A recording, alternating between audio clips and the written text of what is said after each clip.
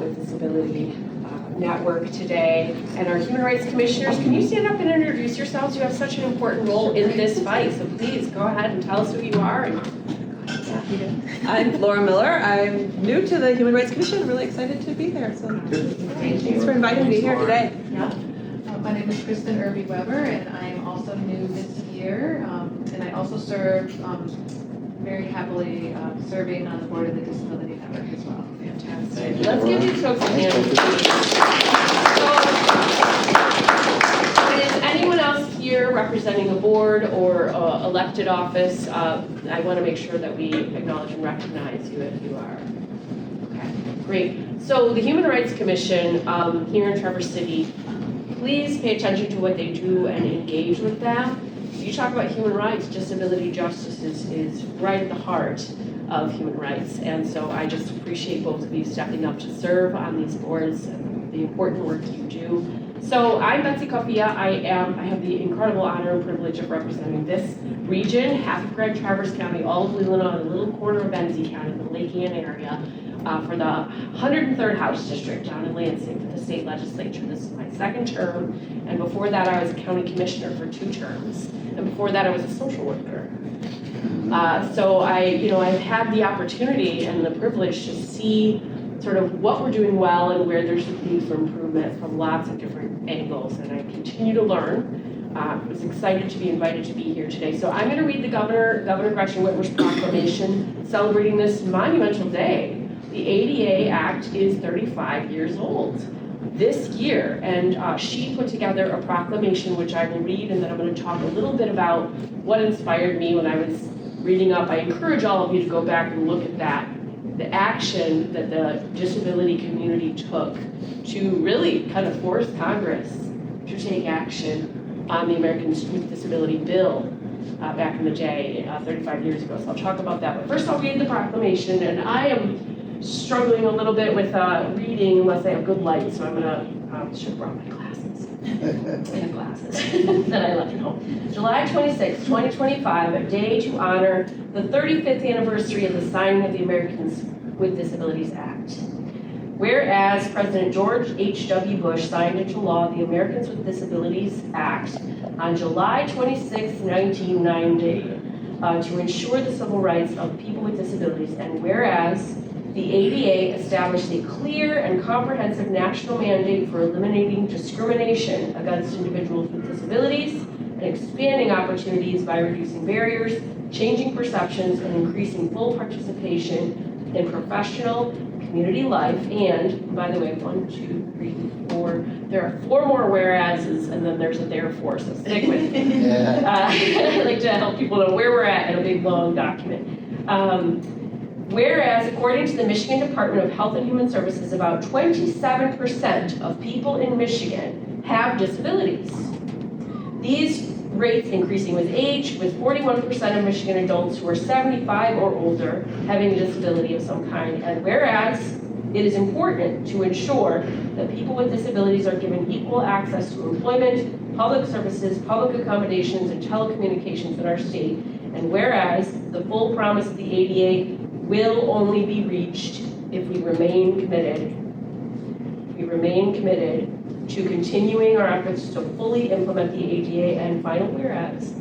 Whereas on this anniversary of the signing of the ADA, we should recognize the progress that has been made by reaffirming the principles of equity, equality, and inclusion, and recommit ourselves to reaching full ADA compliance.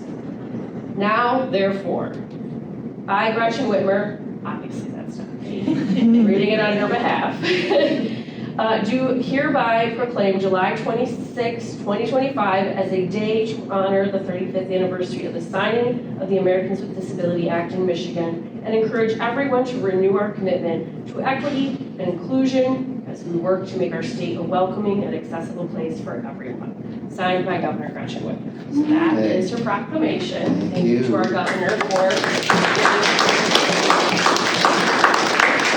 So how many of you maybe had a personal connection to what happened 35 years ago and fighting for the Americans with Disability Act to become law? Anyone in this room today?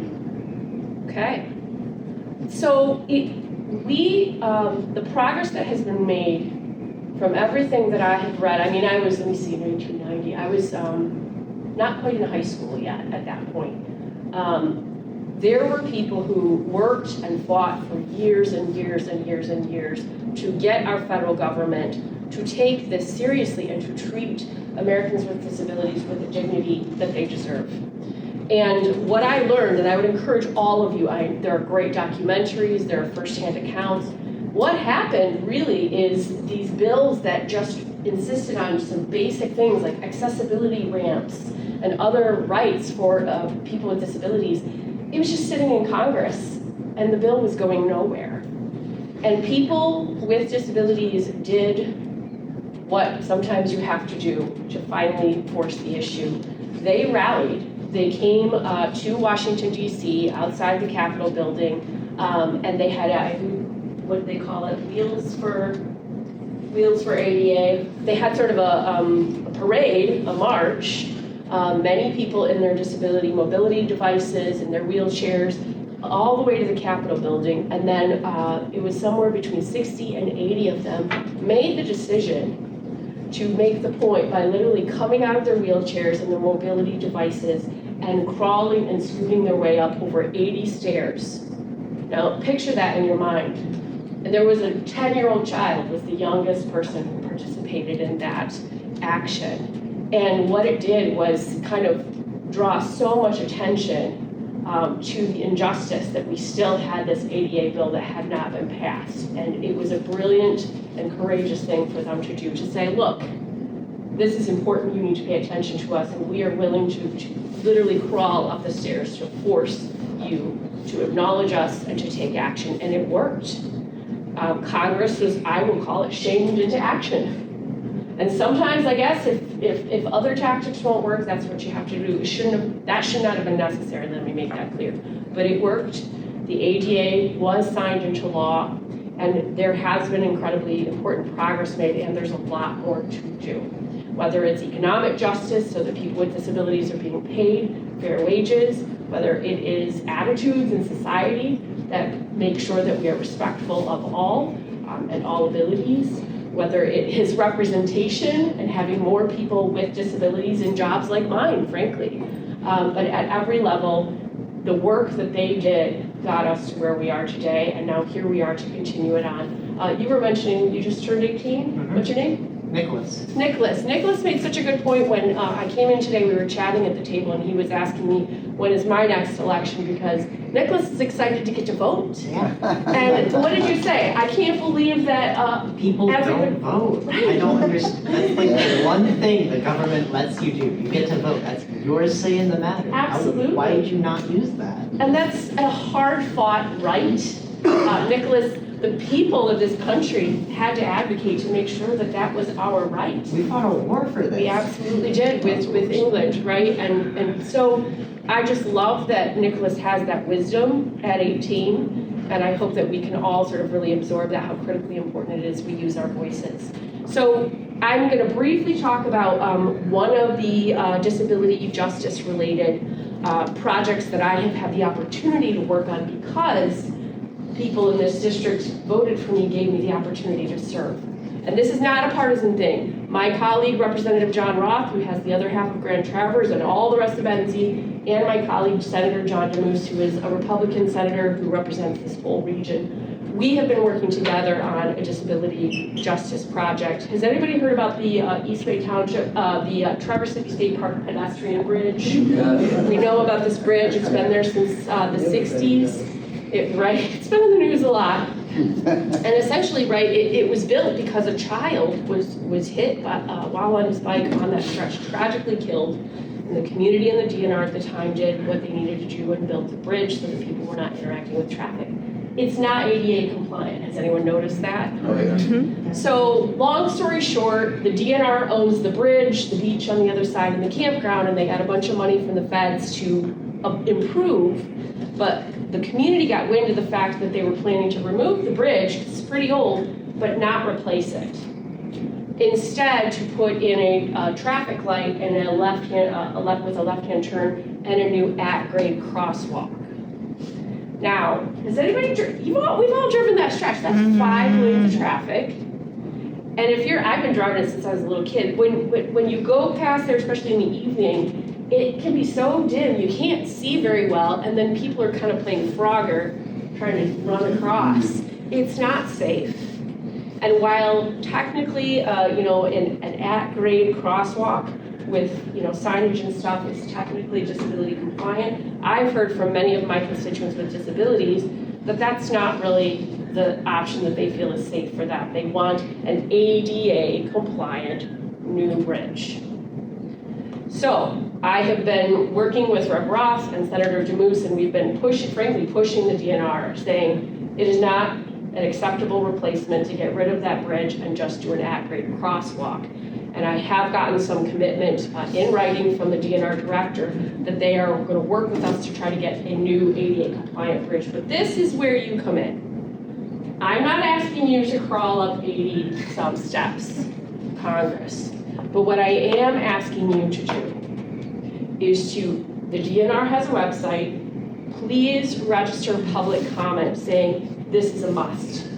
We know you've made some, commitment that you'll try to find the money and try to make it work. We need a firm commitment, and we need to make sure that this happens because disability access is justice, it's a human right, and it will be much safer for the whole community to actually replace that old bridge with a new ADA compliant bridge.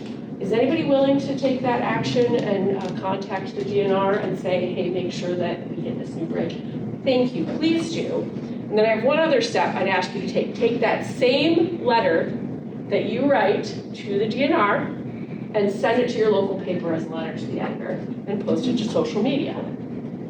It will help us continue to build the kind of community groundswell that I believe will be important to make sure that we see this all the way through to words that have been said to me and to my colleagues about this into real action and disability justice when it comes to the access to that beach being ADA compliant and safe. So I just picked that out because I was trying to think, what is the best way to sort of capture why it matters that we continue to fight for disability justice, what I can do and what I'm asking you all to do. Finally, I'll stop talking, but I have a bunch of these cards. Speaking of access and ability, I'm so grateful that Michelle and the Traverse Area District Library hosts me to do open public office hours. And you can find on my website, go on here and you'll find on my website, we rotate through all 3 of my counties.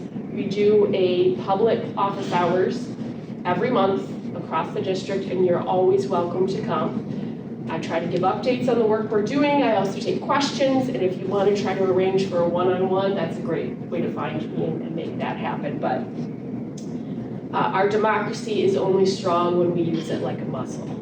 And so I just encourage all of you, thank you for all being here. Stay engaged, keep advocating, because disability justice is an arc that we have to keep following until we get to full and complete ADA compliance and accessibility justice. And I am here to work with you on that issue. Happy 35th anniversary for the ADA, and with that, I will stop talking. Thank you.